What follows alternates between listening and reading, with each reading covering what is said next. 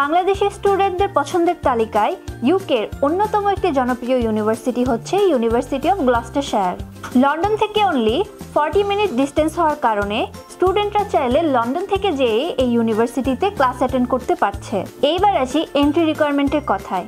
কত জিপিএ বা সিজিপিএ থাকলে স্টুডেন্টরা এই ইউনিভার্সিটিতে অ্যাডমিট হতে পারছে? ব্যাচেলার্সে অ্যাডমিট হওয়ার জন্য জিপিএ ন্যূনতম 4 থাকতে হবে এবং মাস্টার্সে অ্যাপ্লিকেশন করার জন্য জিপিএ 2.75 বা 55% মার্ক হলেই এই ইউনিভার্সিটিতে আপনি অ্যাডমিট হতে পারছেন। এবার আসি ইংলিশ ল্যাঙ্গুয়েজ রিকোয়ারমেন্টের কথায়।